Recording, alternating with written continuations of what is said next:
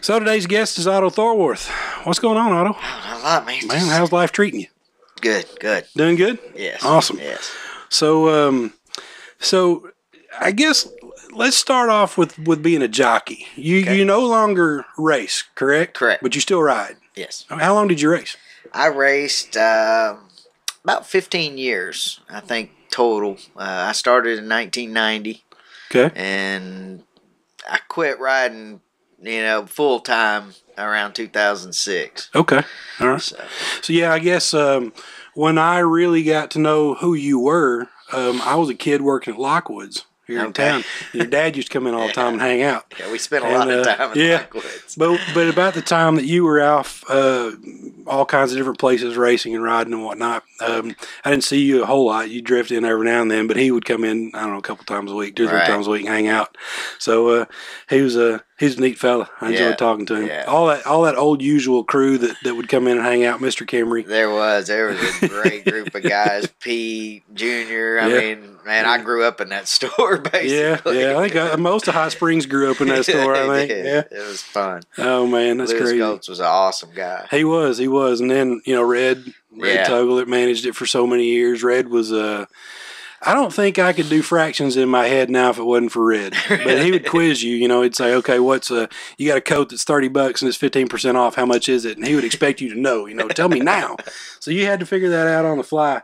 He taught me something public schooling couldn't do. Yeah. But so where's some of the places that you raced? Oh man, I've raced all over. I raced here at Equine, all the Kentucky circuit, Churchill, Keeneland, Ellis Park, Turfway. I rode some in Ohio. Kind of finished my career actually in Ohio, right there in southern Ohio, northern Kentucky area. Right. I spent a year out in Oklahoma. Rode a couple summers in Louisiana Downs. Okay. Spent a few summers in Delaware. I mean, it's a business that moves you around a lot. I've known a few people in that business, and they are always on the go. And that's one of the things that really reasons I got out of it. I got a family, and it just got harder and harder to move them around. And, the kids started getting into school, and it just, I finally decided it was time to park in one spot for a little while. So what do you, I guess, you're still riding now, so what do you do? I guess, what does the average day for you consist of riding now? Here at Oakline, this is the first time I've been back to Oakline in maybe, I guess about 4 years. Okay. But I live in Indiana now. Okay. And I work at a track up there, Indiana Downs. Actually, it's called Indiana Grand now. And I started a business about 3 years ago called Otto's Equine Therapy. And when I was filming the movie, I found out about this technology called magnetic wave therapy that they use on horses. And it was used on me. My back was really messed up, and a guy used it on me. And I was amazed at how well it worked. Really? And so I bought one of these machines and started working on horses with it. And so an average day for me, up in Indiana, an average day for me, I come in the morning at about 5:30. I'd gallop anywhere from 8 to 10 horses in the morning. Usually get done about 10:30. And as soon as I did that, I'd switch into my shorts and my tennis shoes, and I'd start hitting the barns with my machine and treating horses. And that would, it could go anywhere from 10:30 to 4 in the afternoon. Really? Or some days maybe I'd get done 2 o'clock, just depending on how many horses I had to treat that day. Okay. And then up there, I'm also the racetrack chaplain. Okay. And so I spent a lot of time, in barns, around the grandstand, just, talking with people, meeting with people. I do a devotion in the jocks room with jocks each day, and then we do a service one night a week up there. Awesome. So I got pretty full days. Yeah, you do. It sounds like you do. So in all these running arounds, have you ever run into a guy, I believe he lived in Kentucky, by the name of Kevin Worth? Oh, yeah. I know Kevin very well. I met Kevin through fishing. Okay. And I drew out. He probably does that more than anything. I think he got into golf now. Yeah, I think he's a very good golfer. I think he told me at one time, he said, if I ever quit fishing, I'm just going to go play golf. Yeah. And I don't think he fishes professionally anymore. But I do remember I drew out with him at a tournament and here on Ouachita. And I met him at his hotel room and loaded all my stuff up in the boat. And we went straight across the street to the gas station. And he got 5 packs of Marlboros and 2 lighters. And he said, if we run out of these, we're going home. And I'm not kidding. And it was one after the other. And I'm like, how does this guy breathe? I don't know how this guy can breathe. And so I finally asked him about a quarter of the way through the day. I'm like, hey, what do you do on days when the camera's on you? He goes, well, sometimes they have to just turn it off because they won't let him smoke on film. God, I never thought about that. Yeah, sometimes they just have to turn it off. He's a character, little thin, wiry guy. He was and I don't know. I know he was into dentistry, horse dentistry. I guess at one time. But did he ever race, or did he just? He did. He started out kind of like everybody else in the backside, you know. And I'm 99% sure he actually rode in a derby one time. Oh, you know what? I think I remember hearing that. I remember hearing that. I met Kevin, actually. I was in Texas learning to gallop when I was 18 years old. Okay. Because I'd never rode a horse my whole life till I got out of high school. But I knew I wanted to be a jockey, but you had to learn how to ride. Right. So I was down at this farm in Texas, and he was the dentist. They flew him in from Kentucky to come work on all these horses' teeth. And I was holding a horse for him one day, and he asked me about the pond in the infield. He said, they got any fish in that pond, you know? And I was like, yeah, I guess. You know, I've caught a couple, you know, nothing big. And he said, you got some poles? And I said, yeah. He said, why don't we go down there at lunch? I said, okay. And so we went down, and about the third cat, well, first of all, he pulls a bait out of my bag, a rattle trap. This pond ain't 5 foot deep. I'm thinking, what is this guy doing, you know? And he throws that thing parallel down the bank and reels it in as fast as you could reel one, and catches about a 4.5 pounder about the third cast. That's when you know you're playing on a different level. Yeah, I was like, wow, this guy knows what he's doing. Yeah. And when I rode, when I was a jockey at Churchill Downs, he was actually a valet in the jocks room. He saddled horses and stuff. So I've been around Kevin a lot. He's a good guy. Yeah, he was a fun guy. I really enjoyed him. Kept up with him for a little while afterwards, and then as life happens, you just you just kind of lose touch. So, hey, Kevin, if you hear this, call me. If you're ever back at Oaklawn, call me. Let's go fishing.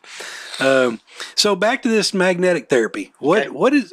So explain that to me. How does that work? It's electromagnetic therapy. It's electric pulses, and there's a wand on the end of it. It's kind of circular, like a halo, and attaches to this machine that's run off a Tesla coil. I mean, they're like $21,000 for one of these machines. It looks like a travel suitcase. Okay, and like I said, I was in Louisiana filming when I discovered it. But what it does is it works like a deep tissue massage for horses.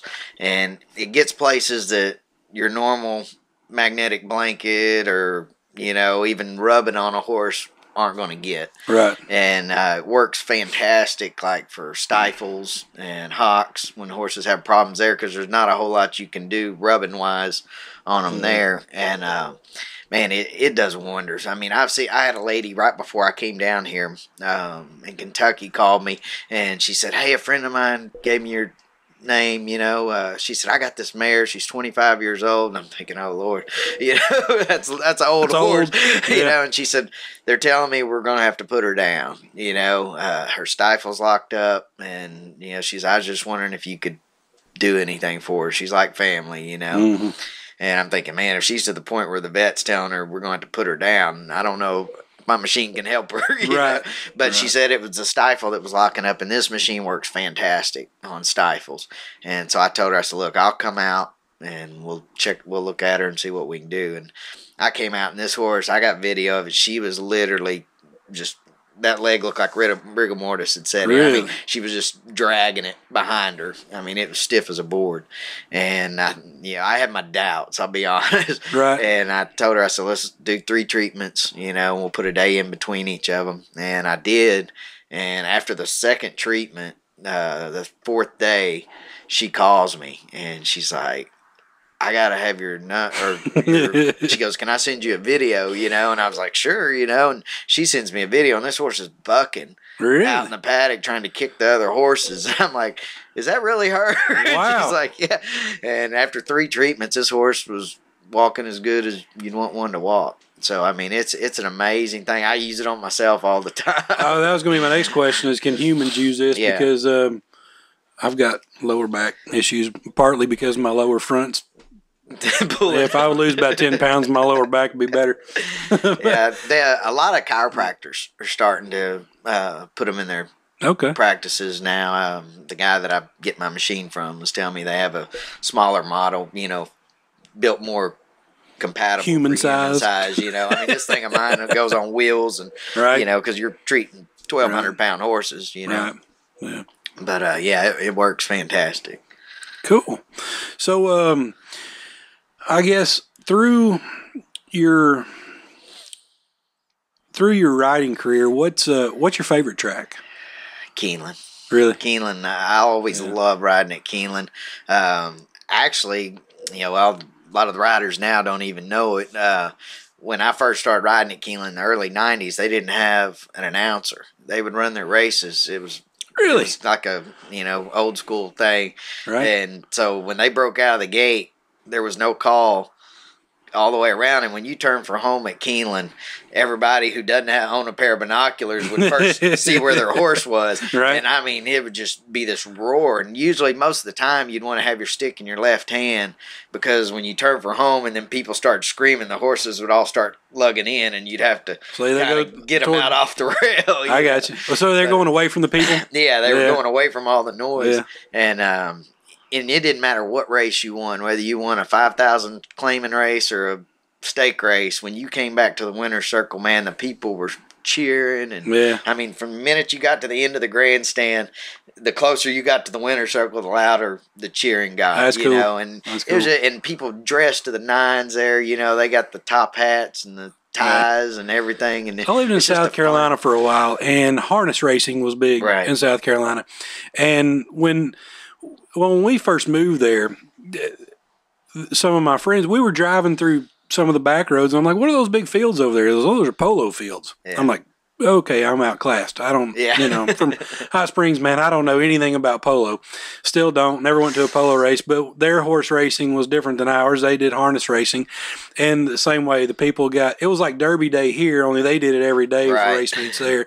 And they got dressed to the nines in their suits and their hats and their canes and their wingtip shoes. And it was something. And they brought out all the stops. But those guys that race, that harness race that's a different breed, man. It is. Have you ever done that? No. I've watched it, but I've never. Man, those guys get tangled up, and you turn into a slingshot. Yeah, I mean, you sling them up. That can't be. Yeah, that can't be fun. But it's amazing to watch them run. I don't really understand it. Yeah, but I don't either.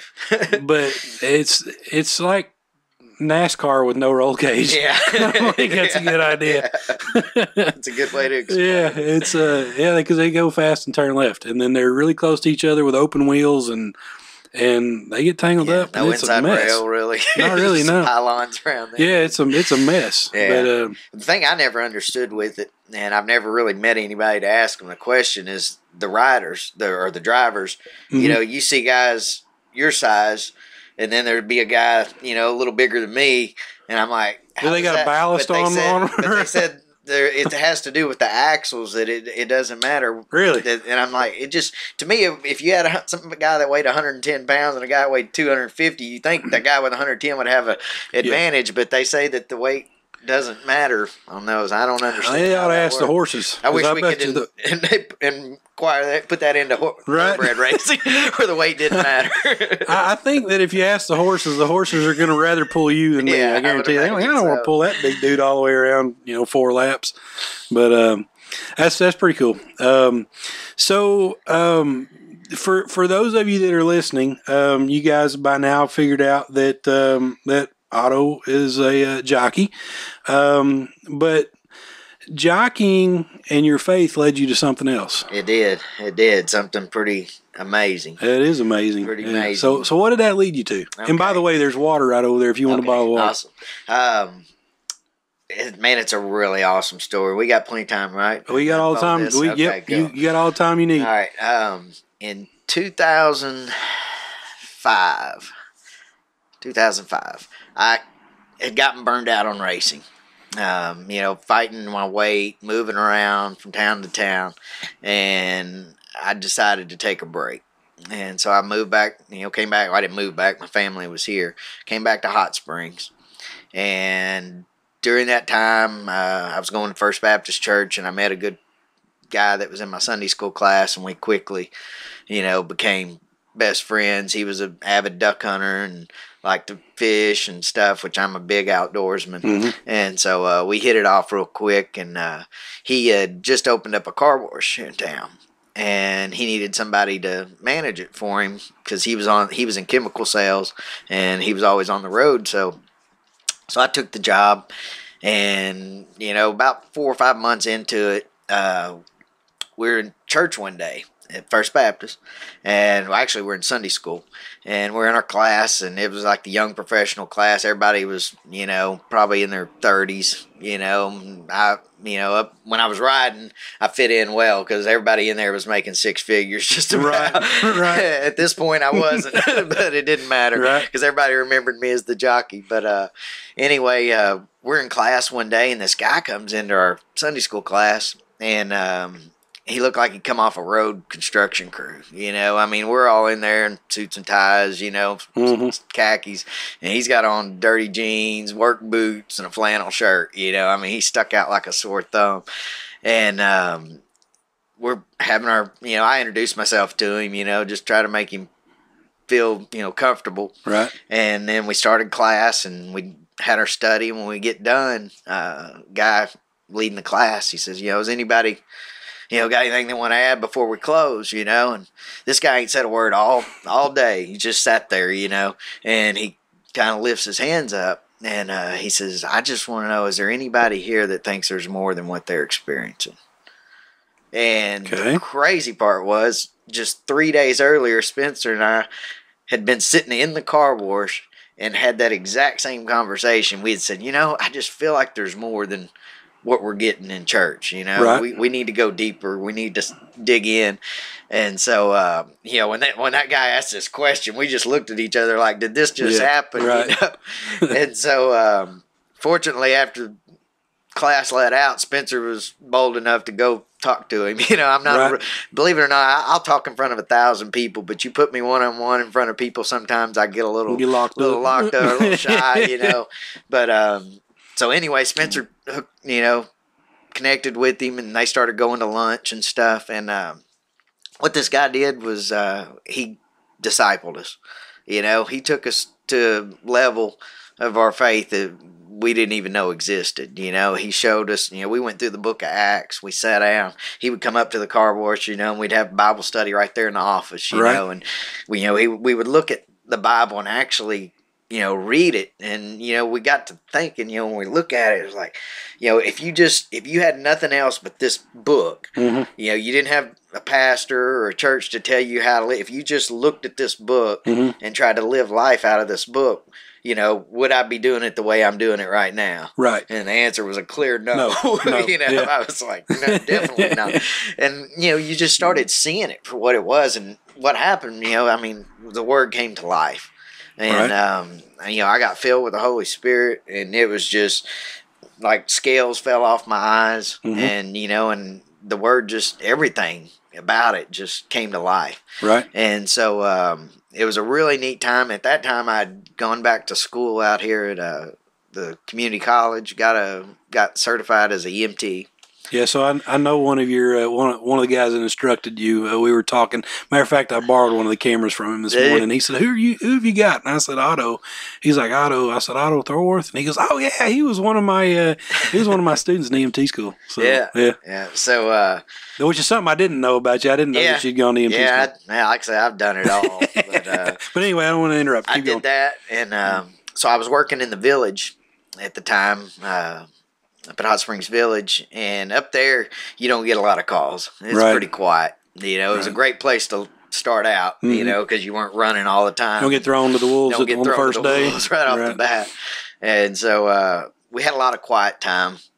And, when I'd first started the job before this transformation in my faith, mm-hmm. I would sit there in the recliner and just watch TV all day. Right. Just binge watch TV. Mm-hmm. And then after this change, I would just go to my room, pull out my Bible, and I would just read. Mm-hmm. I would read that thing 6, 7, 8 hours a day. Mm-hmm. And it just, I couldn't get enough of it. And so one day I'm reading, and I read Jeremiah 29:11. You know, he talks about the plans that he has for us, and you know, plans not for harm but for good, to give you a hope in the future. Right. And so I'm like, okay, you know, God's got a plan for my life. You know, why not ask? You know, let's just ask him what is it? What you got? You know, and I was at this point in my life where I'd push all the chips into the middle of the table, and I'm like, you know, whatever you want me to do, I'm in. You know, you just tell me what direction to go. That's not for the weak of heart. That's not. Because I did that not too long ago. I quit a job over it, and I don't think, and my boss was a friend of mine. I don't think he really understood why, but it was over a pretty good slap in the face that I got one morning during quiet time. So it's not for the not for the weak for by any stretch. It's not for sure. And so I just hit my knees right there in my room, leaned down on the bed. I said, Lord, what do you want me to do? And as clear as you and me are talking right now, I heard, go back to riding. Really? And I was like, what else you want me to do?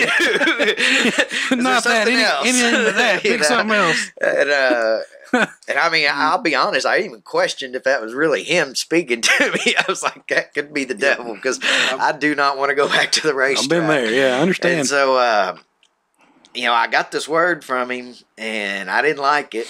And I was like Jonah, you know, I jumped on a boat and headed to Tarshish. I wasn't interested in going back to the track. And for 6 months, I fought it. You know, I was just like, you know, maybe if I just don't go, he'll give me a different plan. Right. You know, and man, it was the quietest 6 months. You know, it was just like, you know, every time I prayed, it just didn't feel like, you know, it felt like my prayers were bouncing off the ceiling. Right. And it just kept getting stronger and stronger, you know. And so finally I sat down and kind of ran it by my wife. I was like, you know, this is what I felt like God said. And I said, it doesn't make any sense to me, you know. And she's like, no, I don't, you know, because you hate racing right now, you know. And so my dad and I were going on a hunt in North Dakota, going duck hunting. And we had to leave at Little Rock Airport at like 5 a.m. And so we go over to TSA, get our guns checked in and everything. We're going duck hunting. And go over to get in line, get my ticket. And there's this kid in front of me. And he's by himself. And I'm thinking, who drops their kid off at the airport at 5 a.m. in the morning in Little Rock? Yeah, by himself. By themselves. And I'm just sitting there just kind of pondering this, you know. And I look down, and he's got ostrich skin boots on. And I'm like, what kind of kid wears ostrich skin boots? Apparently a wealthy one. Pretty well heeled kid, yeah. Well, about that time I realized who I'm looking at. It's Pat Day. Not a kid at all. I've rode with for years. But I mean, he comes up to about here on me, so he's little.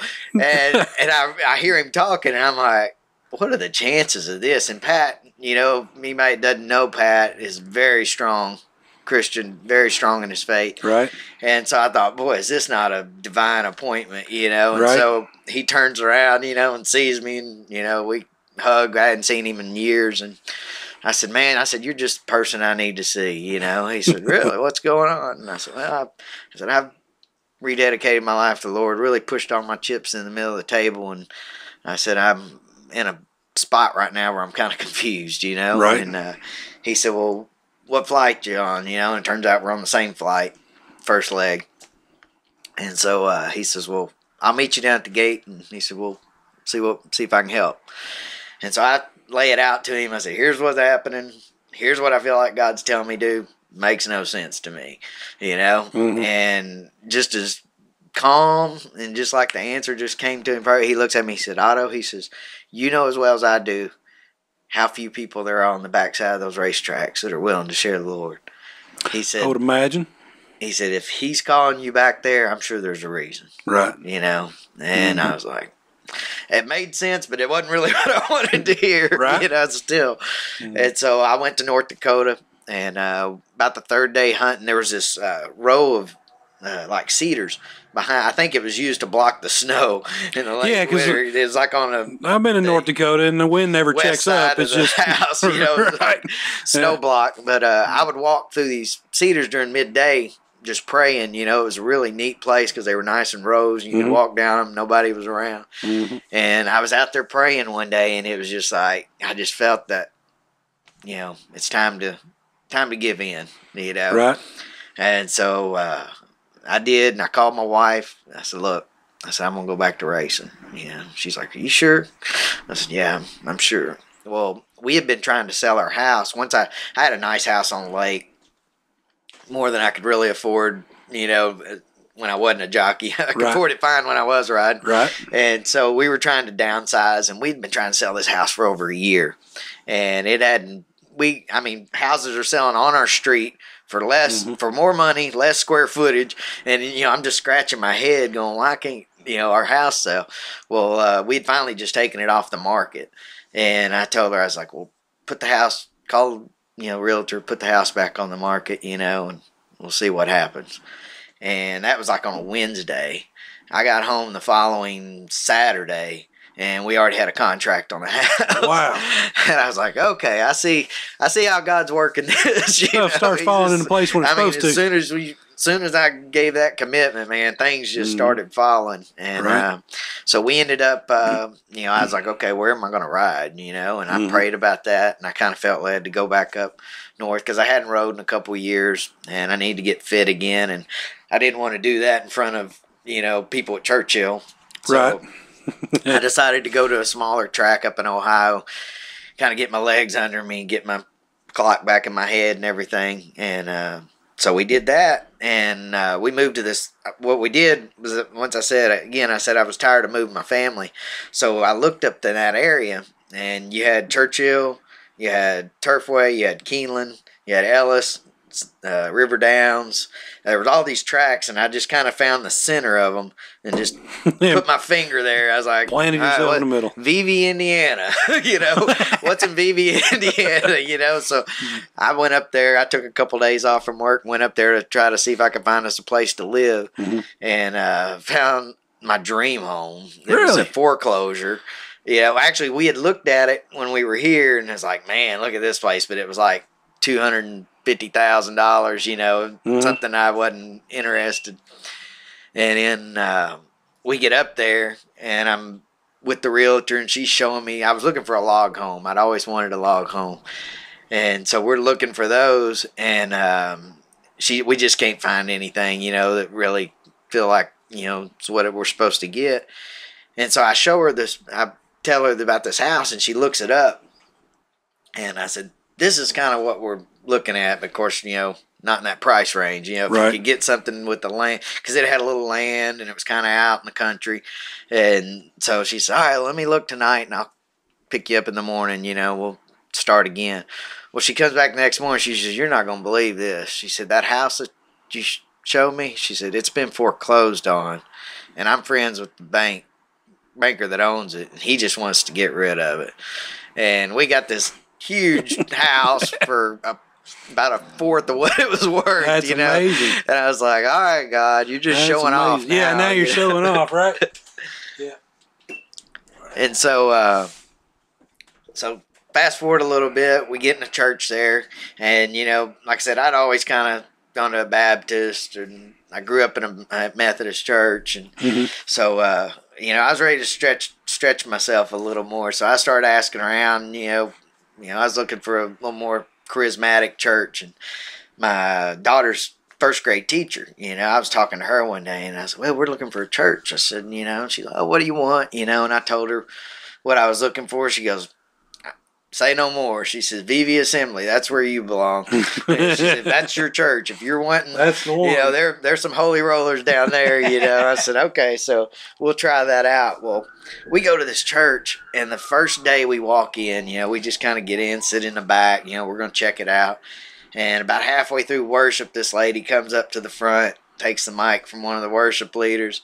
She said, young man in the back, with the woman and little girl, just points me out. And I'm thinking, man, this is weird. Why is this lady zeroing me out right off the bat? And she said, the Lord spoke to me. And he said, you've come here from a long ways, but you're trusting him. And he said, keep trusting him. He's, she's just reading my mail, and I'm just like, wow. wow, this is crazy. I'd never been in a church that dealt in the prophetic, and so it's ringing my bell. God's really going, okay, see, I brought you here. I'm giving you confirmation, everything. Well, about 2 months down the line, we end up staying at that church. About 2 months down the line, the pastor's closing one day, and my wife's close to having our second child. She's about 5 weeks away. And after we get done with service, or rounding up the service, he says, Otto, he says, if you don't mind, I really feel an urgency to pray over your wife, and this baby. And I said, okay. So we come forward, and a couple of the elders come up, and they're praying over my wife, and I'm just kind of standing there with them. And pastor looks up at me. He says, I got a word for you. He said, the Lord says you're going to ride a champion. And I was like, wow, okay, now this is really starting to make sense. I just left too soon. Right. He's got a good horse for me somewhere down the line here. Yeah. So I'm like, all right, that's cool. Well, turns out my wife had to be induced. She had preeclampsia and had the baby before the next Sunday. Wow. So he was spot on with that, praying for her, because there was a lot of health. I mean, her blood pressure went through the roof, and they had to hurry up and get the baby out. And the baby was born early. She's 4 pounds, and it was just a lot of stuff. And so now I got this prophecy that I'm going to ride a champion, and I'm riding at Beulah Park in Columbus, Ohio, which is about as small a track as you can get at, know. And so I ended up leading rider there, had a good meet. And then we went to River Downs in Cincinnati and ended up leading rider there again. And then over the next year or so, it kind of snowballed into getting me back to Kentucky. And so I get back to Kentucky and I really get rolling. I was leading rider at Turfway Park right before we were heading into a Keeneland meet. And was riding some really nice horses for John Ward, a guy who's won the Kentucky Derby before. And I'm thinking, all right, man, here it comes. This champion's got to be right around the corner. And I get this horse for John Ward on Champions Day at Turfway named Beethoven. And he tells me he's really high on this horse. And so I'm excited about it. And they run him, and he wins by I don't remember, 13 lengths. I mean, he just smokes a bunch of maidens, just makes it look easy. And everybody starts buzzing. Oh, man, this could be another, Derby horse for Ward, and I'm on it. And Ward's the kind of guy, there's not a lot of him anymore, that if you ride the horse and you do good on the horse, he keeps you on it. Right. A lot of the guys nowadays, you could win the Arkansas Derby on the horse, and they'll take you off and put somebody else on it for the Kentucky Derby, Right. But he wasn't one of those kind of guys, so I was pretty excited. He was going to dance with the one that brung him. He's going to dance with the one that brung him. Right. And, there's not a lot of those in this business anymore. There's not a lot of those in any business. Yeah, that's true. They're a dying breed, I'm afraid. Yeah. So anyway, I get this nice horse, and the last weekend at Keeneland, I'm riding a $250,000 race for John on a different horse, and I'm supposed to ride Beethoven opening weekend at Churchill. Well, in this $250,000 race, this jock comes over in front of me. I clip heels, go down, break my collarbone, suffer my 7th concussion in my career, and I'm sitting on the couch that Saturday watching Beethoven when Calvin Burrell just win for fun, at Churchill in a $150,000 race, and I'm just like, oh, that hurt. Tough pill to swallow. Tough one to swallow, and then he came back about 4 weeks later, wins a $250,000 race with Julian Leperoux on him this time, and I mean, he's switching right. Nobody's staying with him, and I'm just like, that's good, maybe I'll get him back. Maybe you can get back in, right. But anyway, so by the time I got healed up, came back, all my business was gone. That's just part of racing, when you're out of sight, you're out of mind. And so you had to start over. I started building it up again. Well, that summer I was at River Downs and was doing well. I think I was second in the standings at the time. And this guy, John Englehart, who does a handicapping show there, a good friend of mine, he comes up to me after I'd won a race, and he's got this big stack of papers, and he's like, you need to read this, and hands it to me, and I'm thinking, number one, I don't like reading that much, and so I was like, what is this? And he said, just read it. He said, it's got your name written all over it. And I was like, okay, and so I took it in the jock's room. I got cleaned up and headed home. Didn't even look at it, to be honest with you. Right. I just, sat it in the car, got home, took it in, threw it on the coffee table, and sat down to eat dinner. And after we eat dinner, I walk over and I pick it up, and my wife's like, "What you got there?" I said, "Englehart gave me this, told me I need to read it, and so I'm looking at it, and it's a script for a movie." And I'm just like, what in the world is he giving me a script for? So I call him. I'm like, "John, what's up with this?" And he's like, Disney's filming a movie about Secretariat, and they're looking for a jockey, to play the part. He said, "Dude, you're great in front of a camera," because I'd done a lot of just TV spots with him and stuff there at the track, and I was just like, okay, and like he's been out in the sun too long, right? And my wife's like, "Well, are you gonna call?" And I was like, "Man," I said, I'm on this mission by God to find a champion." I said, "I don't have time to try my hand at acting," right? And little more nagging, and she played the kid card on me. She's like, "Think about the kids. What if they could say their dad was in a Disney movie? How cool would that be?" Which my kids could care less. They're not that enthused about it. They're not as enthused about it as she thought they'd be. But it's really weird. All of my kids' friends are like, "Oh my gosh, your dad's in a movie." I'm like, "Yeah, it's no big deal. Whatever. It's just dad. It's just dad. Right. I'm just dad to them." So anyway. I called the place, or the casting director, and she's like, "Oh yeah, we'd love to have you." She said, "Well, how about 10:30?"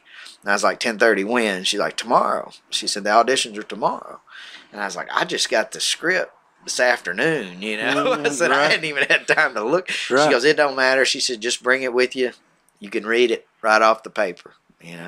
Okay. So I go down there, and I'm on my way. And Spencer, my buddy that owns a car wash, calls me.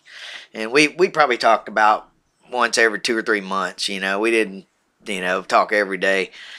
And he's like, "Hey, man, what are you doing?" I said, "You wouldn't believe me if I told you." I said, "I'm driving to Lexington to audition for a Disney movie." And he just starts cracking up. He's like, "When'd you take up acting?" I said, "I haven't." I said, "Brandy talked me into this." I said, "This is my day off." I said, "I normally play golf, and I'm going to Lexington to audition for a movie." Wow. And he goes, "Well, what's it about?" And Spencer was never a race fan, and so I said, "Well, it's about Secretariat." I said, "He won the Triple Crown." I said, "Do you know who he is?" He's like, "Well, yeah, everybody knows who he is. Right. You don't have to be a racing fan to know who Secretariat is." Right.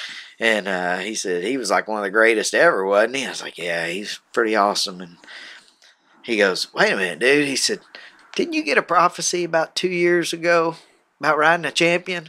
And all of a sudden the light came on. I'm just like, how dumb can you be and still breathe? I was just like, this is it. I said, this is the champion. And a part that I left out way back, like 2 weeks after the guy gave me the prophecy that I'd ride a champion.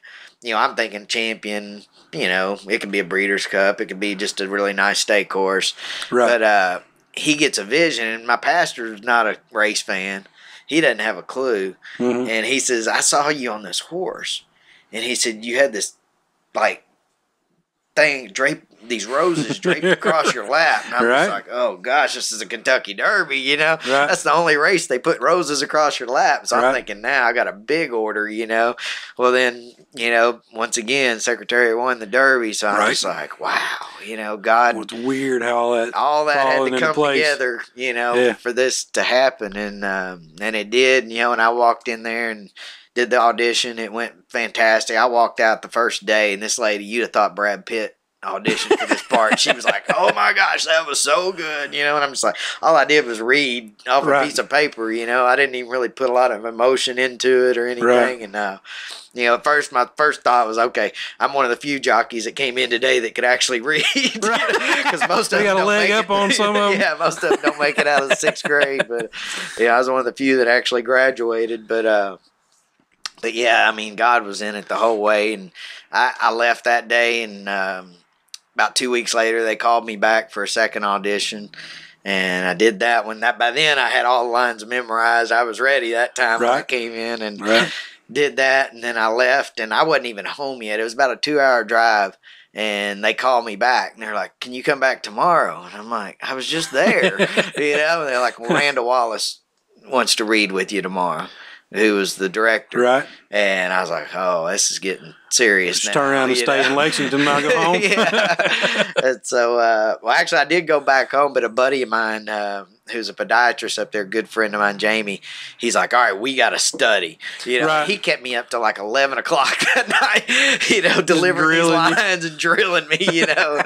And so I went in the next day, and Randall was the coolest dude. I mean, he was just as late. It's just like talking to you. I mean, we sat down and we didn't talk about the movie. He asked me, you know, where I was from, and he had actually graduated from seminary.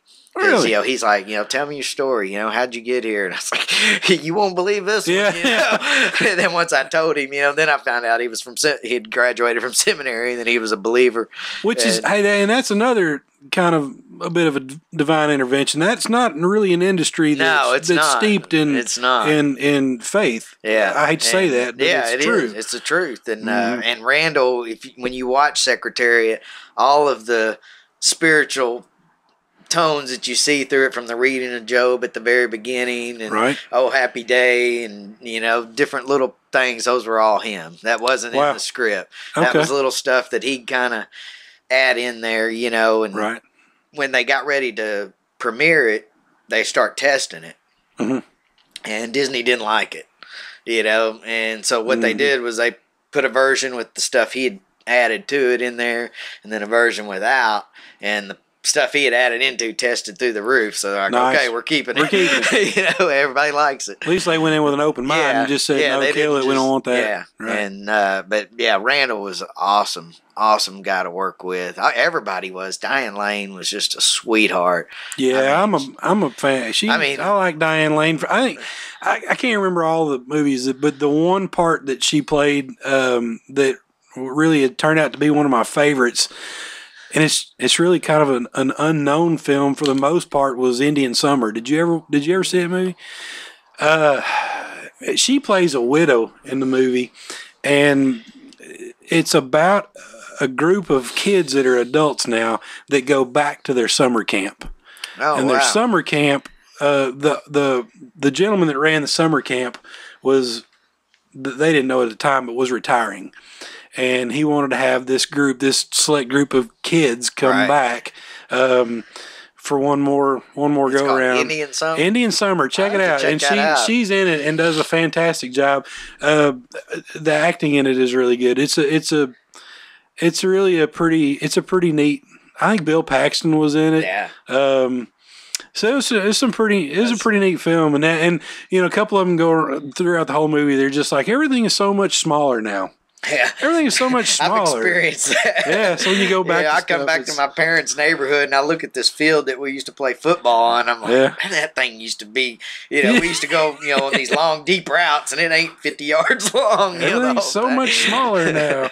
Yeah. But yeah, she's great. I'm a fan of Diane Lane. I mean, the first day I was on set, they were practicing with the horses to get them used to the cameras. Because, I mean, we would be riding down the track, and they got a Chevy flatbed with a camera mounted closer than me and you. I mean, literally got it in your face, running 35 miles an hour beside this horse, running full speed. And it was intimidating. I bet it was. But, you know, and so they were getting the horses used to it. They had some just exercise riders on the horses.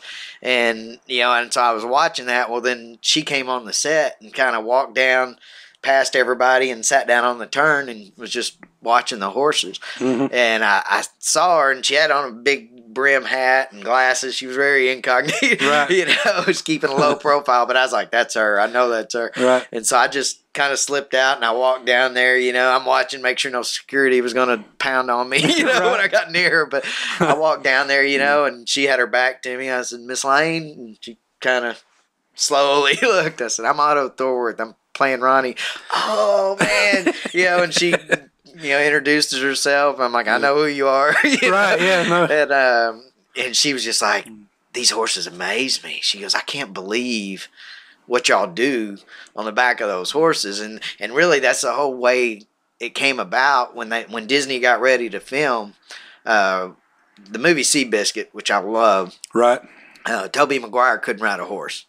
And Really? so what they did was they had what's called an equicizer, which is an artificial horse that jockeys practice on. Okay. And they would put it on a truck, run it down the track, and get real close up where you couldn't tell that it wasn't a horse. I got you. And so Randall Wallace said, I want no equicizers in this film. I want it to be, this is the greatest horse ever, and I want it to be all live footage.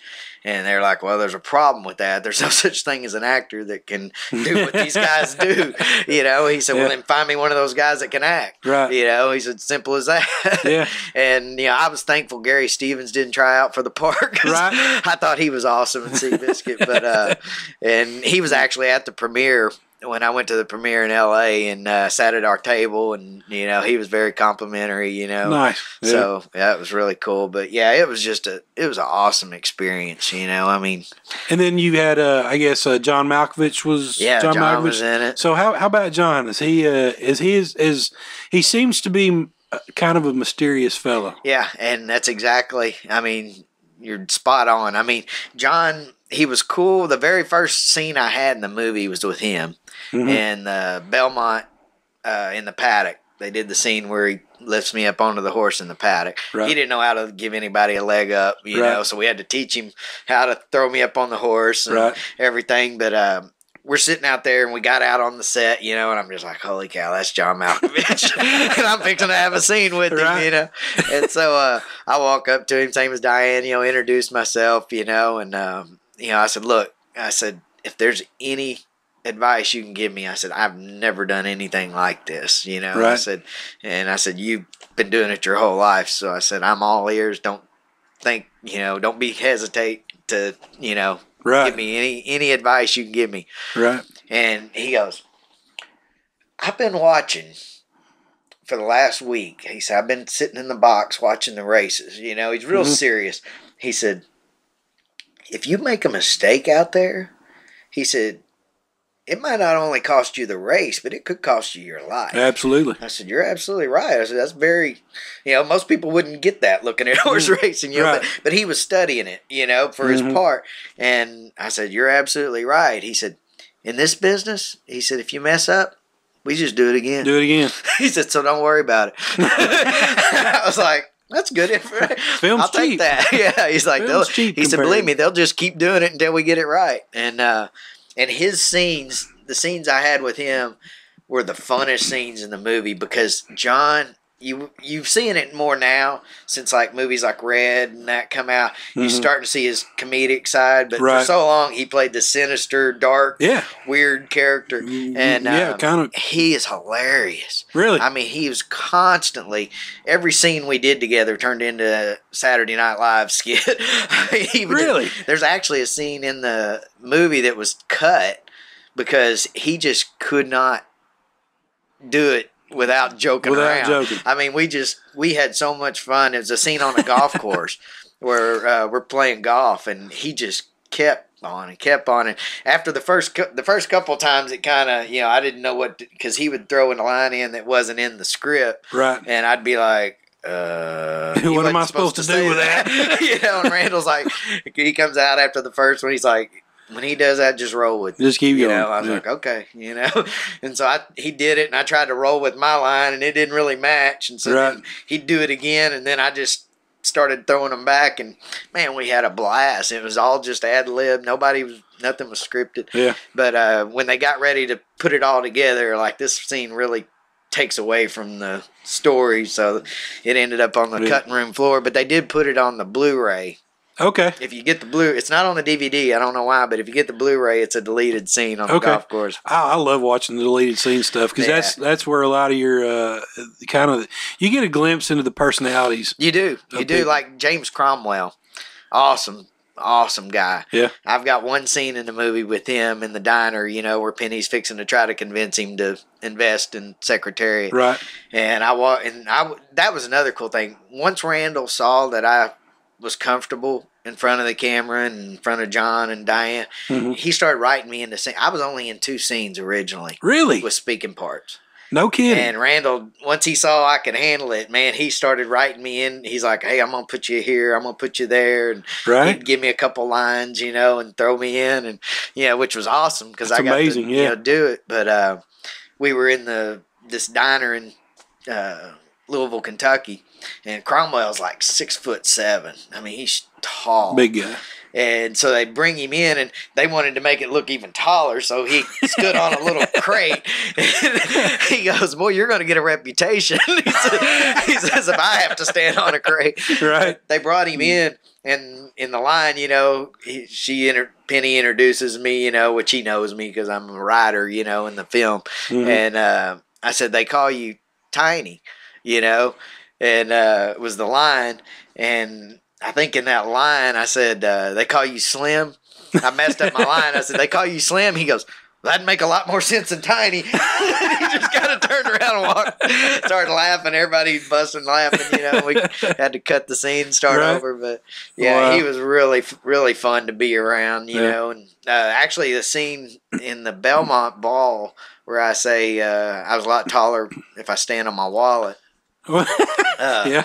That scene, when we were filming the scene in Louisville, I went after the scene with Cromwell and Diane. I'd go over and sit down at the bar and order breakfast. Mm-hmm. Well, the guy who actually galloped Secretariat, Charlie, was sitting next to me, and to my right was this beautiful woman that was Randall Wallace's fiance.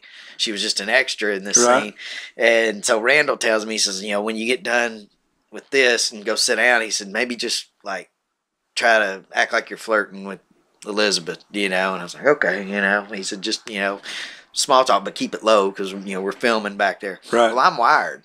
Okay. You know, I'm not thinking that. Right. And so we do 5, 6, 7 takes, you know, and I'm running out of stuff to say, you know. I'm just like, you keep saying the same thing. Right.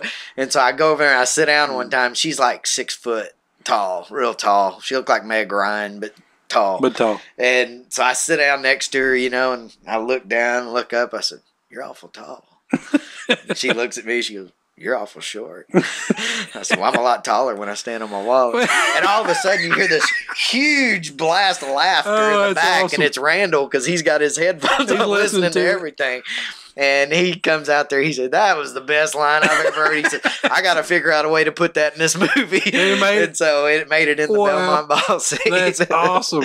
Yeah. That is awesome. So, I mean, it was just a lot of fun. I mean, so it's amazing. The thing that amazed me the most with it was you got 350 people, you know, from lights, sound, everybody, costume, and that place runs like a well-oiled machine. I mean, everybody you never heard anybody going, knows what to do. "Where is so-and-so?" or "Where's," I mean, everybody was on their mark and had everything that you needed, you know, and they treat you, you know, I was nobody, and they treated me the same way they treated Diane Lane. I mean, they picked me up in a limo. They brought me, you know, to the hotel, put me up in the Four Seasons, you know, anything you want, just sign your name.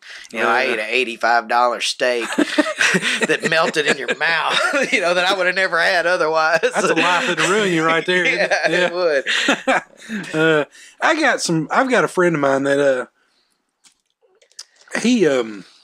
we were growing up and we grew up. I grew up across the street over here. I mean, I could dang near throw a baseball to the house I grew up in. We were kids. He always said, he goes, "You know, when I grow up, I'm going to make movies."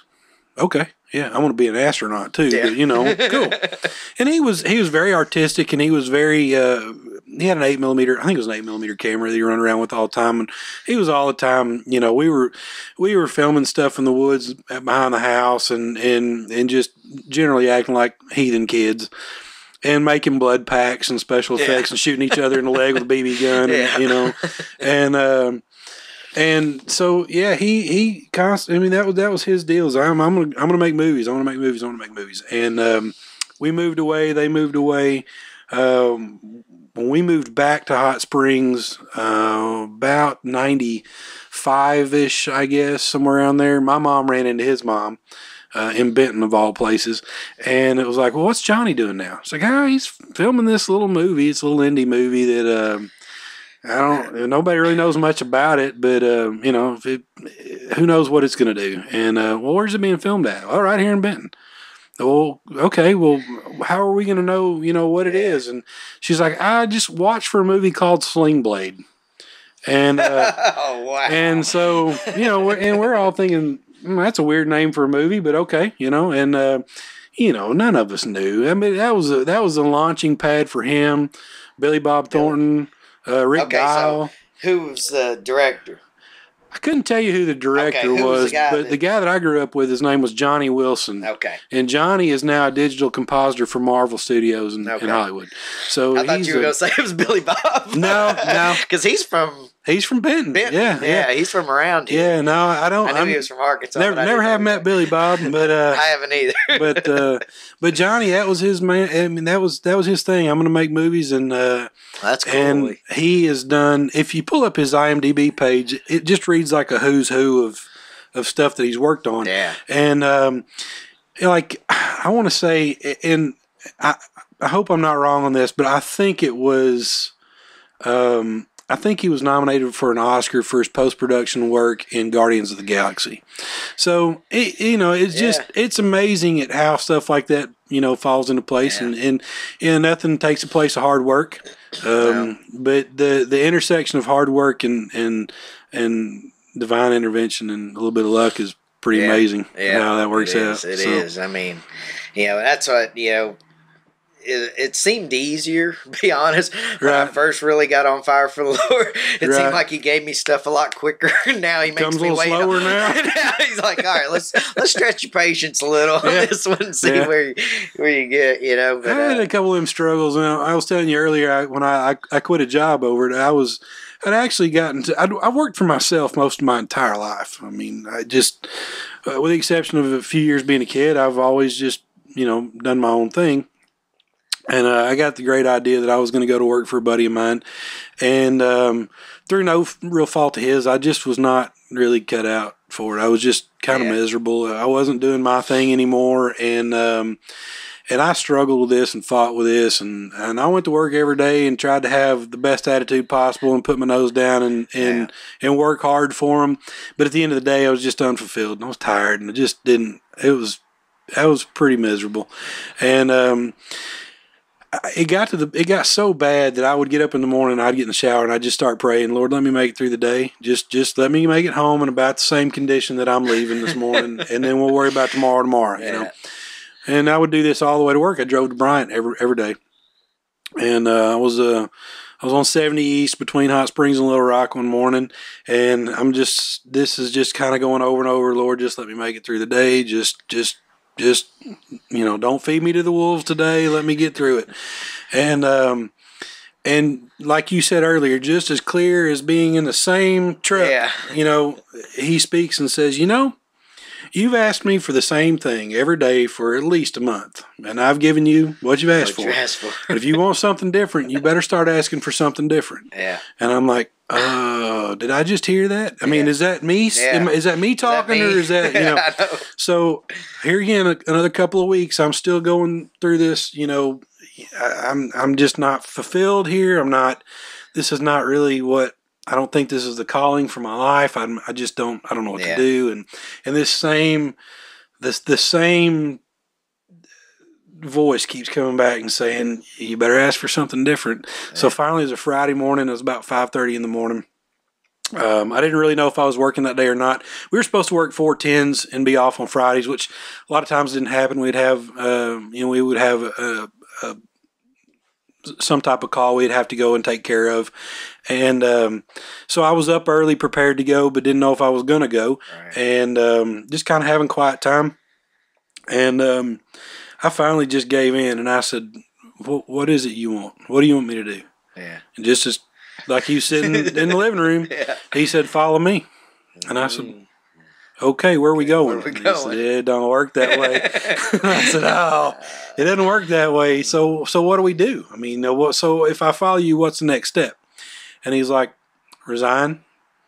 I'm like, I don't know about that. That's a big step, man. I mean, I've got a trade I can go back to, but, I can't just start that again tomorrow and pick up where I left off. So what does that mean, And he's like, resign.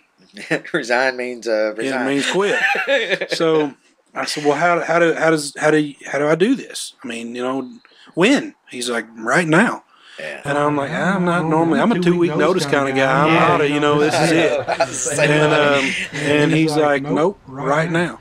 And I'm like, okay, so how? I'm not good at quitting stuff, so how? I mean, do I drive up there and sit in the office? How do I do this? Yeah. And he said, I need you to control the conversation.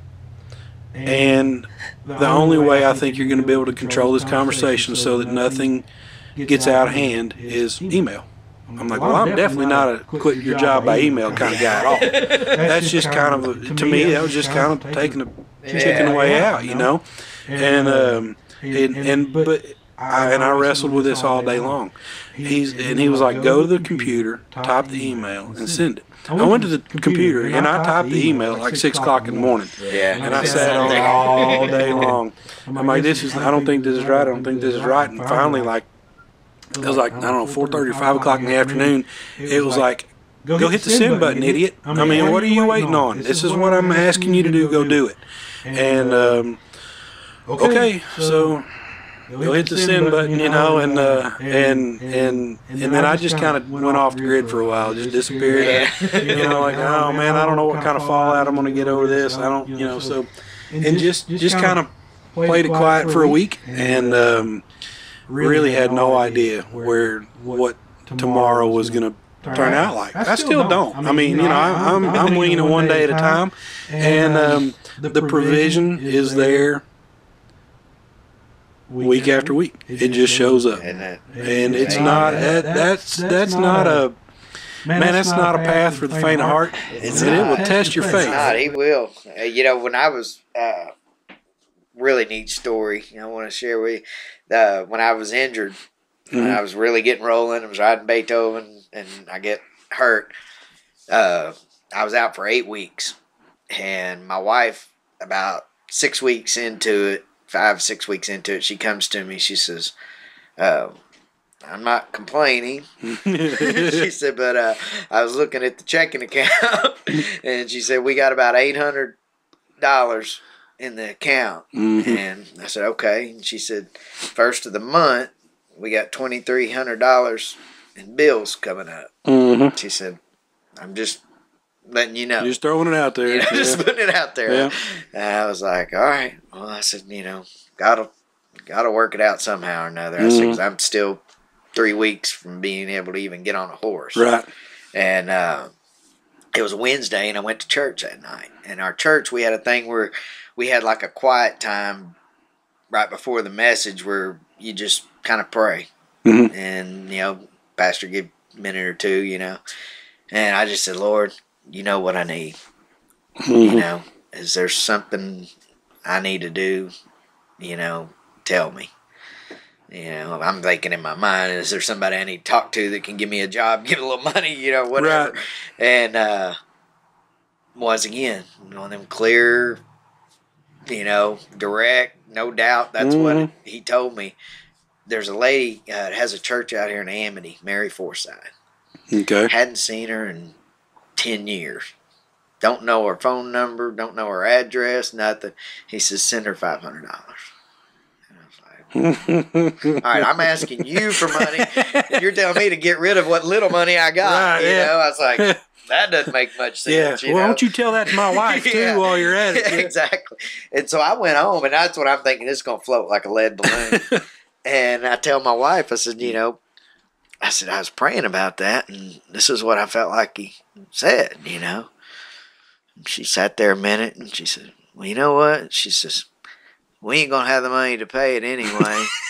She says, let's just trust him on this one, know? And I was like, all right, yeah, that sounds good. So I wrote out the check, and I called my mom. I said, can you get Mary's address, And she gets her address for me.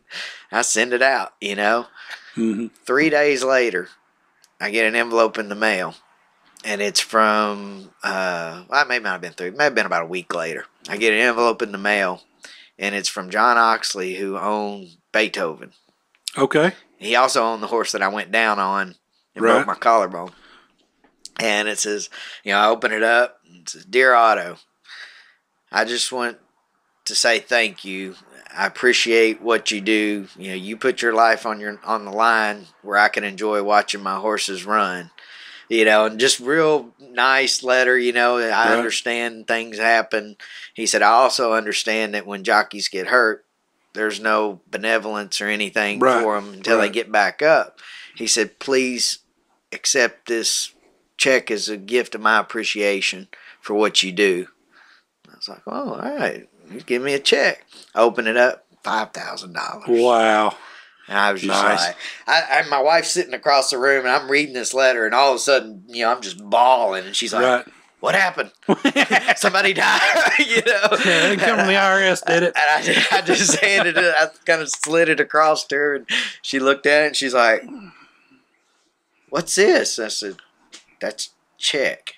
$5,000 for us to pay our bills. That's amazing. You know, and you know, we're both crying, just like, man, do you see what God just did? Right. You know, all we had to do is be faithful with 500, and He gives us 5,000. Well, then fast forward, I don't know how many years, 4 or 5 years later, I'm back here in Hot Springs, and I go out to Mary's church, and we're having church, you know, or whatever.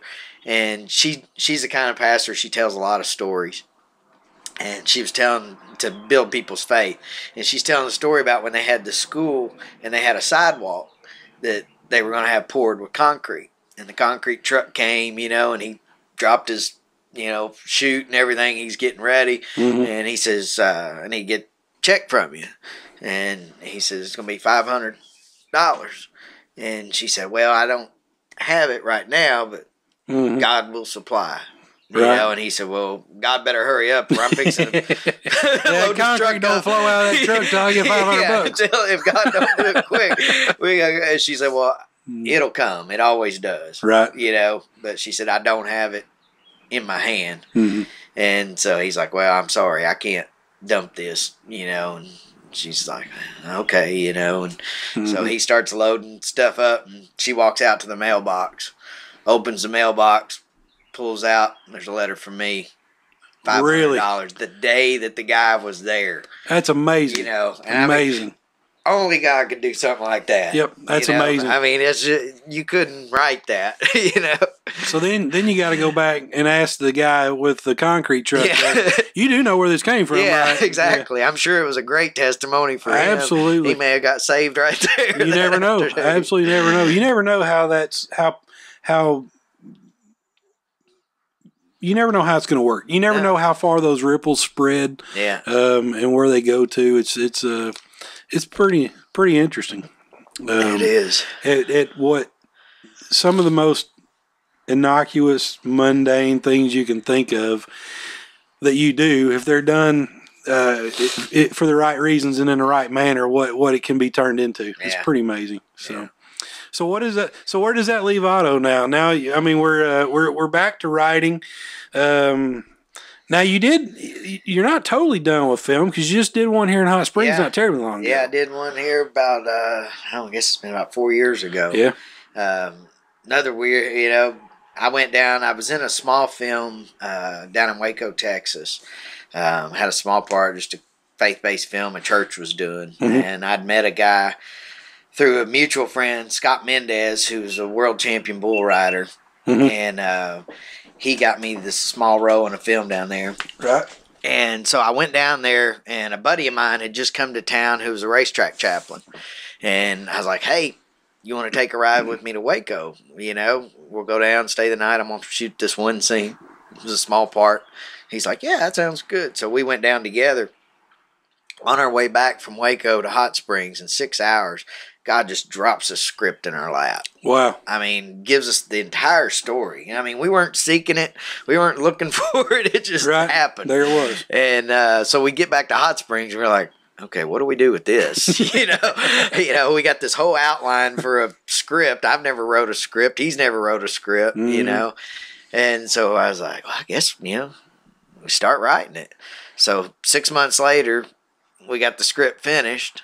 We're like, okay, now we got a script. What do we do with that? You know? And it was like, felt like us, you know, spread it around, see what happens, you know? And so I was going to speak at a chapel in at the fairgrounds in New Orleans. And when I got done, preaching, I just kind of felt led share it, so, well, I'd like y'all to pray for us. We've written the script, blah, blah, blah. And after the service, this trainer comes up to me I used to ride for years, and he's like, any chance I could get a copy of that script? He said, that sounds interesting. I'd like to read it. I said, yeah, sure. So I gave him my copy. About 2 weeks later, he calls us. He says, hey, he said, I couldn't put that thing down. I loved it. He said, man, God, you could just feel God's presence on the whole thing. Mm-hmm. He says, I'm going to send y'all a check for $50,000 to get your movie started. And I'm just like, did that just happen? Right. I didn't ask him for the money. Right. And he gave it to us. And, we were able to get all our cameras and lights and stuff with that money. And all of our actors were volunteer. Mm-hmm. And, dude, God brought us some talent that, I wouldn't think you'd go to Hollywood and find much better, and it's people that I've known. Right. Well, some of them were. Scott McClard was one of the main guys in it and was phenomenal. I mean, this guy brought it. I was just like, dude, where'd you been hiding this? You made me feel bad. Man, he brought us, several actors that just really, we had a little kid from Malvern called Hayden. Played Scott McClard when he was a kid. Okay. And because it went through 3 stages, from young, like 7, 8 years old, to teenage years, and then adults.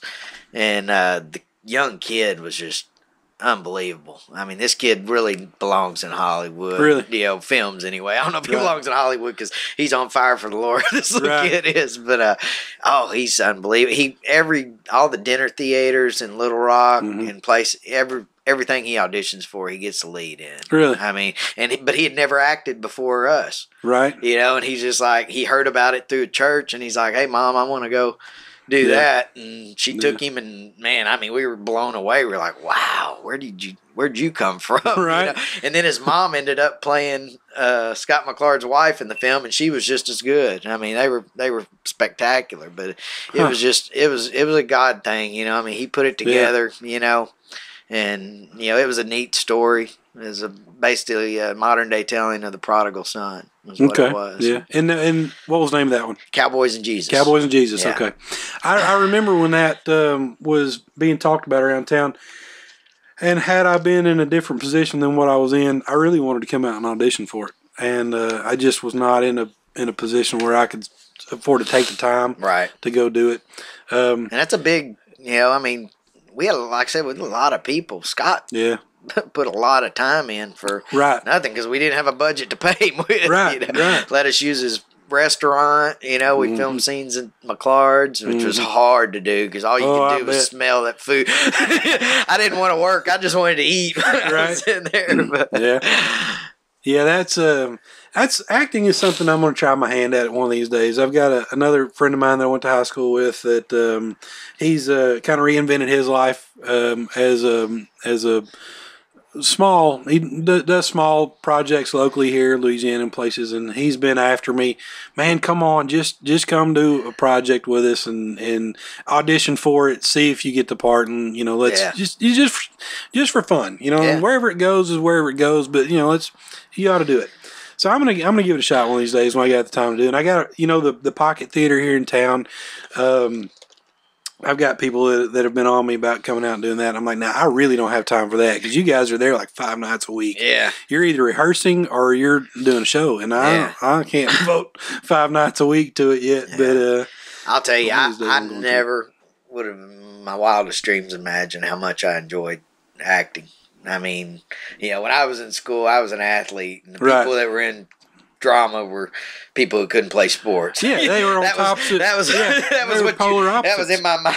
It's like if the people who act are the ones who aren't athletic. Right. That's why they do that. But, that's the reason I played music. I mean, it was awesome. I mean, I absolutely loved it and would love to do more.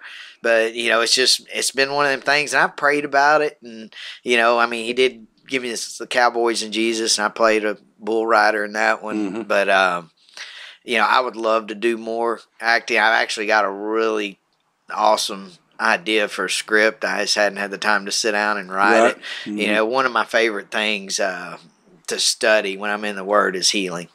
Mm-hmm. I mean, it doesn't matter what trail I get on, that's where I always come back to. You know, I just love reading in the Gospels and in Acts, you know, when the disciples, you know, people were just getting healed left and right. And I'm just like, that's not done. That's still available today. Yeah, absolutely. And so, you know, and I love it. You know, there ain't nothing better than praying for somebody and seeing prayer answered. Right. You know, I've had people I prayed for with cancer that are cancer free now. Mm-hmm.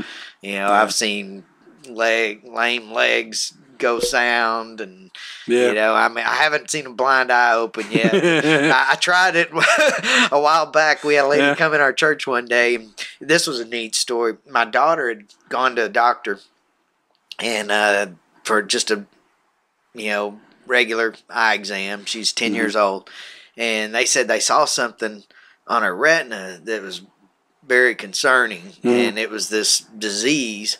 I can't remember what the disease was called, but they said, you know, she could be blind within the next 2 years, you know. And I mean, as a parent, to hear your 10-year-old fixing to be blind, it's you know, that was a kick in the gut. I was just like, no. I told my wife, I said, we're not receiving that. You know, God can fix that. You know, it's not a problem. Right. And so a couple days before, I think her appointment was like on a Wednesday.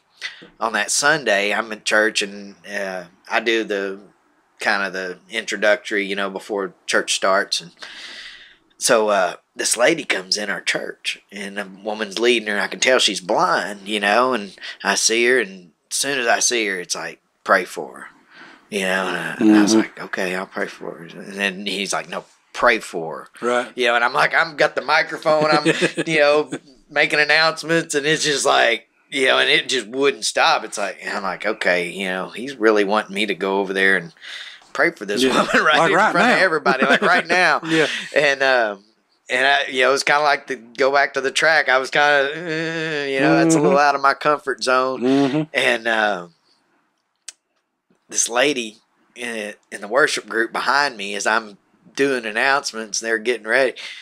She gets a prophecy for me. And she's, Otto, God, I felt like he just said, you know, when he calls you to step out of the boat, step out of the boat. You know, like, okay, I hear you. You know, I got it.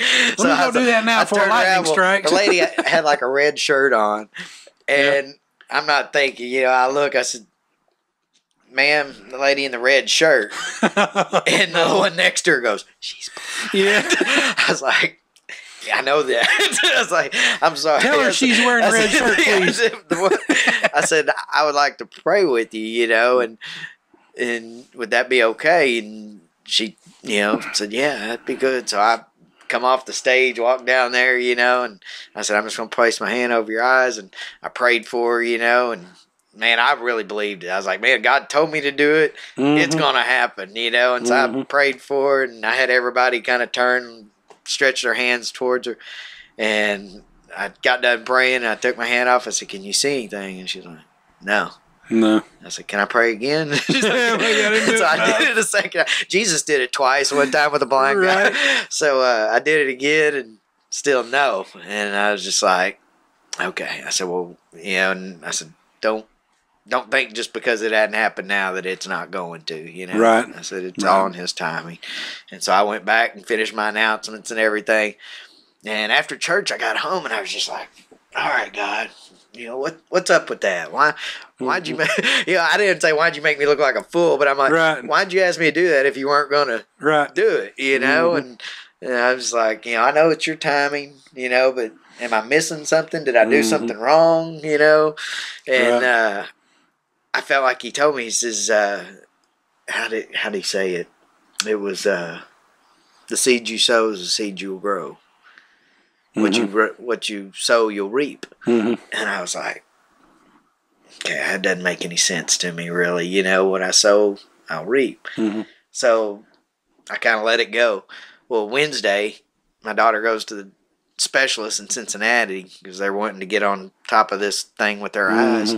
And they get her in there, and they dilate her eye, and they look at it. And the doctor comes out and tells my wife, he says, there ain't a thing wrong. He said, I don't see nothing in there. Really? You know, he says, I don't know what they were seeing, but there's, her eyes are fine. Huh. And when my wife called me and told me that, it came back to mind, the seed you sow is the seed you grow. Right. And it's I stepped out and prayed for her. I planted seed there. Right. And he gave me a harvest in my somewhere daughter, else, yeah. And that's something I hadn't thought of, though, is that where you plant it may not be necessarily where it grows. Yeah. I hadn't thought about that. It was neat. And after that, I started seeing a lot of that, in different. I had a lady in my Bible study in Indiana that had a shoulder that was hurting her real bad. And so I said, y'all gather around after we got done. We prayed over, and the next morning her shoulder was doing great. And she's like, look, man, I got motion in it and everything. I was like, amen, God did it. Yeah. And then one of the ladies that was praying for her, or came up and just laid hands on her as I was praying for her, she calls me. She says, have you ever had it when you're praying for somebody and somebody else gets healed? And I was like, I don't know. Why you ask? She goes, well, when we were praying for Tammy last night, she goes, I've been having trouble with my shoulder. And the pain's gone. I said, amen. Yeah. Don't question he's no respecter of persons. Yeah. She's like, I just thought that was weird. You didn't even pray for me. And he had given me, the other girl, he actually gave me a word, and said, right. Because I asked her, I said, something going, because she hadn't told me. And so, it's neat. I mean, that's the part that I struggle with in healing is, he never does it the same way twice. Right. It doesn't seem, you get in your mind, this is how it has to happen, and he can do it a whole different way. So you just got to keep an open mind, and sometimes I think we got to press in. He wants us to press in. Right. I had a lady at the track. It was limping, and I was working on a horse in my wand, and she's like, does that help people? I was like, yeah, it does, and I'm thinking, boy, I'd really like to pray for her, and so we got done, she came over there, and I said, can we try something else? And she's like, what? And I said, I want to pray for you. I said, can I pray for your leg? And she's like, well, yeah, I guess, and I said, if God doesn't heal it, I said, I'll come back tomorrow and I'll put the machine on it. Right. I said, how's that? And then that put her at ease. She's like, okay, I'm going to get treatment. I got a backup plan. I got a backup. And so I got down on my knee, and then she kind of was like, whoa, what are you doing? And I just put my hand on her leg. I prayed for her. I said, test it out, and she tested it. It still hurts, and I prayed for her a couple more times, and she tested it every time, and it's still hurting. I said, well, just believe. I said, he'll take care of it. And the next morning, I'm coming off the track, and she's standing out by the gap where we come off, and she hollers at me. She said, hey, Otto. And I was like, what? And she starts doing this little dance. She goes, no more pain. She goes, it was done 5 minutes after you left. It quit hurting. And I was like, well, praise God. She goes, I told everybody if they got something wrong, come see you. I said, whoa, time out. It ain't me. I said, I'll be happy to pray with anybody, but I said, I'm not the one that did it. Yeah, they'll be thinking you're the leading guy around that place.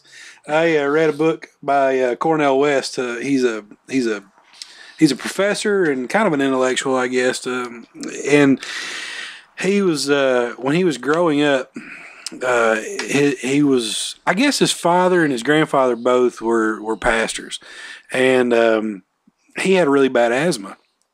And he said they tried everything. Doctors couldn't fix him. He loved playing basketball, but he said his big brother was afraid he's going to die on the court. You know, and he said they'd prayed about it, and doctors couldn't fix it. Nothing would fix it. And he said he was in the store one day, and I'm imagining this as a small town, in kind of Cornel West is probably in his, I would say, 70s. So from the time he was a kid, it just in my mind it takes you back to the old days with little corner stores, but that's where you got everything. And he walks in, and the lady that was at the counter said, "You're that little West boy that's got asthma, aren't you?" And he said, "Yeah, I am." And she said, "I'm going to give you a name of somebody to go see, and she can take care of that asthma." And He says, okay. So she writes down this name and an address on a piece of paper and hands it to him and walks out. And his big brother says, "Nuh-uh.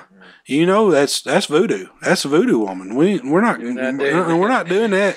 You know, our daddy and granddaddy kill us both. Yeah. And we're not going there." And so one thing led to another, and it got to the point where I believe that he collapsed playing basketball. Forgive me if I get it wrong, but to make a long story short, he wound up over at the voodoo lady's house, and she conjured up something and cut off a lock of his hair and said some things, this, that, and other, and told him to go pin the lock of hair out on the fence post back behind the house, and then don't ever think about it ever again. And which he did, and he said, "I have no idea what she said, what she did. Never had asthma since." And he's like, "But I never told." He goes, "I never told Mom and Daddy what I did either." They found out, you know, that he'd gone to see the voodoo lady. But and he's a pretty devout Christian. Yeah. And he's like, "Boy, they would have beat me senseless if they'd have known that I was entertaining the thought." And he said, "You know, it was getting to the point where it could have been a life or death, you know, scenario, and it was, you know, let's go see what happens." But so there's I don't know. I'm not much of a voodoo guy at all. But I don't know, man. There's who knows? But so anyway, I've got. Did you ever watch Inside the Actors Studio? They would bring actors on. And the guy that hosted it, his name was James Lipton, and he had a questionnaire that he would ask. It was 10 questions. He would ask every guest. He didn't come up with the questionnaire. A French journalist by the name of Bernard Pivot came up with the questionnaire, and he adapted it to his show. And it's amazing at what you can find out and the insight of people based on these 10 questions. So, with your permission, I'd like to ask you these 10 questions, and then after that, we'll close this thing up. Otto, what's your favorite word? My favorite word? Wow. I don't know, probably amen. All right, good enough. What's your least favorite word?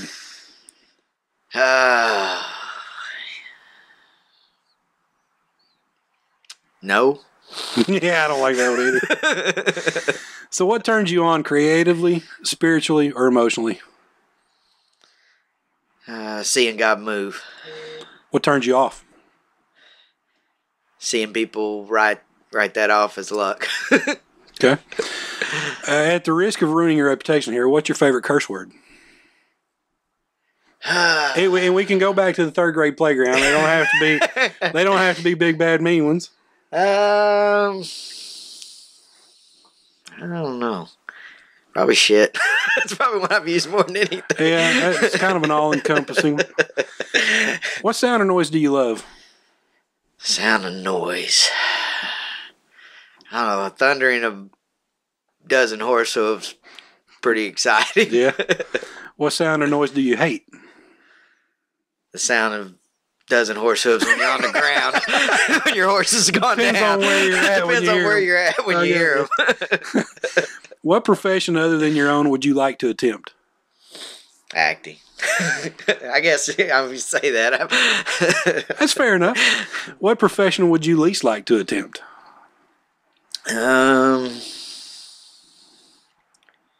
Probably bull riding. Yeah. Even though I've actually tried it. I wouldn't want to do it again. Once was enough? Once was enough. And lastly, if heaven exists, which I believe both you and I believe that it does, what would you like to hear God say when you arrive at the pearly gates? Well done. Very good. Awesome. Otto, thank you so much for being here. I appreciate it. Yeah, man, it's been a pleasure. Thank you very much.